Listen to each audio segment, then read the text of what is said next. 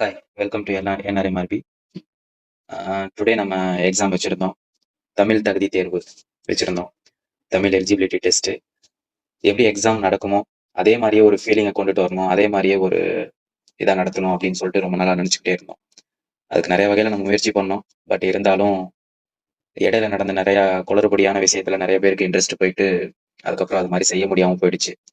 But இருந்தாலும் இது நல்ல ஒரு சூழ்நிலையா இருந்துச்சு. எல்லாருக்கும் ஒரு பாசிட்டிவ் வைப் இருந்துச்சு. ஸோ இந்த டைம்ல நம்ம அத செஞ்சிரலாம் அப்படின்னு சொல்லிட்டு இத நம்ம செஞ்சோம். பட் பரவால்ல. நல்ல ரெஸ்பான்ஸ் இருந்துச்சு. எல்லாருமே ரொம்ப இன்ட்ரெஸ்ட்டா எழுதுனீங்க.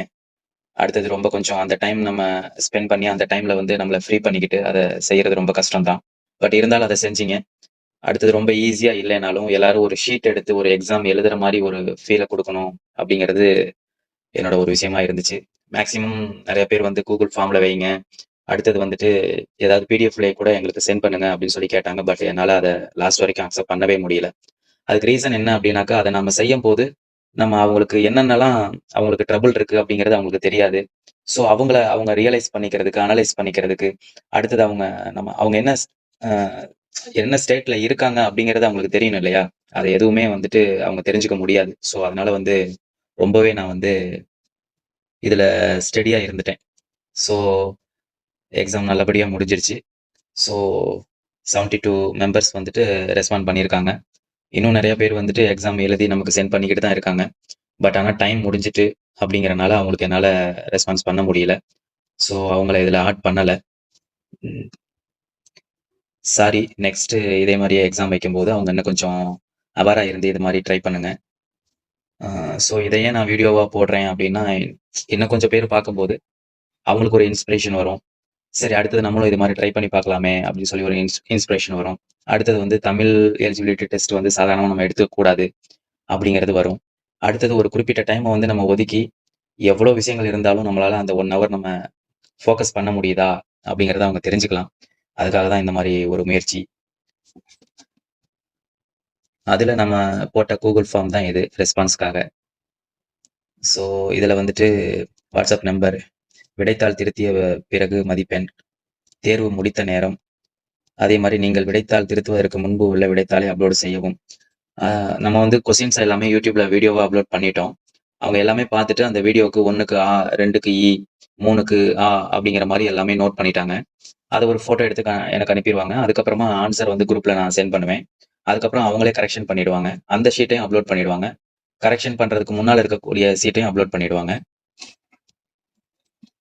அடுத்தது கமெண்ட் அத பத்தின ஏதாவது கமெண்ட் இருந்துச்சு அப்படின்னா, இது மாரி சொல்லியிருந்தோம். ஸோ இதுதான் விஷயம். இதுல ரெஸ்பான்ஸ் அப்படிங்கிறப்ப ஒரு 72 மெம்பர்ஸ் ரெஸ்பான்ஸ் பண்ணியிருந்தாங்க.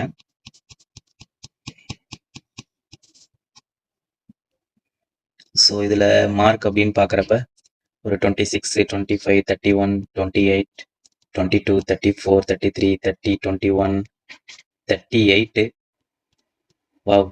39, ஓ 41, குட் சூப்பர். 42 ரெஸ்பான்ஸ் நெறைய பேர் பண்ணியிருந்தாங்க. இதுல இவ்வளோ ஃபோன் நம்பர்ஸ், வாட்ஸ்அப் நம்பர்ஸ். அதே மாரி அவங்க எக்ஸாம் முடிச்ச நேரம், என்ன டைமுக்கு முடிச்சாங்க, எப்ப ஸ்டார்ட் பண்ணாங்க, அதெல்லாம் நம்ம கேட்டிருந்தோம். ஸோ இப்ப அவங்க எவ்வளோ நேரத்துக்குள்ள அவங்க முடிக்கிறாங்க, எந்த இடத்துல நெறைய நேரம் ஆயிடுச்சு அப்படின்னு கமெண்ட் பார்ப்போம். Nice, thank you, test okay, your effort is priceless and thank you sir. Original exam attend பண்ற மாரி இருந்துச்சு. இதான் நமக்கு ரொம்ப முக்கியம். Sir I contact photo before correct my paper, but I sent my answer before correct in hour sir. Sir okay, very helpful sir. எனக்கு கஷ்டமா இருக்கு, பாஸ் பண்ண முடியல, சாரி. ஒண்ணும் பிரச்சனை இல்ல. பண்ணிக்கலாம். Thank you for your help and support. Thank you. I can't share my files through. Okay. No problem. Thank you for your effort sir. Thank you sir. Very useful for confidence sir. Question papers okay. My child okay. No problem. இந்த மாரி இஷ்யூஸ்லாம் கொஞ்சம் கொஞ்சம் இருக்க தான் செய்யும். பரவால்ல. அதெல்லாம் நம்ம சரி பண்ணிக்கலாம். சரி பண்ணிட்டு அடுத்த தடவ கொஞ்சம் ட்ரை பண்ணுங்க. Great experience. Super sir. Not studied sir. Little workload. Okay. No problem. I finished Tamil early as possible. Not took photo before. Okay. Nice preparation of question. Thank you. எனக்கும் என்னோட நண்பர் ஒருத்தவங்க தான் ஹெல்ப் பண்ணாங்க. Thank you. நானும் உங்களுக்கு thank you சொல்லிக்கிறேன். ரொம்ப நன்றிங்க சார் எங்களுக்காக. ஓகே. No problem. கொஸ்டின்ஸ் எல்லாமே super sir. Exam call attend பண்ண ஃபீல் இருந்துச்சு. இதுதான் ரொம்ப முக்கியம். இதுக்காக தான் நம்ம எஃபோர்ட் எடுத்தோம். அண்ட் யோசிச்சு ஆன்சர் பண்ற மாதிரி இருந்துச்சு சார். நீங்க எந்த லெவல் இருக்கோம்னு நாங்க எந்த லெவல் இருக்கோம்னு தெரிஞ்சுக்கிட்டோம். இதான் ரொம்ப முக்கியம். ரொம்ப ரொம்ப okay, okay. Thank you. Test conduct பண்ணா நல்லா இருக்கும். ஓகே பண்ணிக்கலாம். இதே மாரி செய்வோம். Tamil test was slightly tough. Thank you for your efforts. Okay, okay. இத விட டஃப்பா வந்தா என்ன பண்றது? Okay. Good. Very useful. Thank you, thank you. Nice question. Thank you. Okay, okay. Thank you. Good learning. 15th question not visible in video. Okay. Okay bro. நீங்க WhatsAppல கால் பண்ணுங்க எனக்கு. அத நான் உங்களுக்கு போடுறேன். Nice experience. Thank you. விடைத்தாள் திருத்திய பிறகு அப்லோட் செய்யவும். இத அப்லோட் செஞ்சீங்க. இந்த ஃபோட்டோஸ் எல்லாமே பார்த்தேன். யாரும் பெருசா எந்த கரெக்ஷனும் பண்ணல. Okay, okay. Thank you, thank you. எல்லாருக்கும் தேங்க் யூ.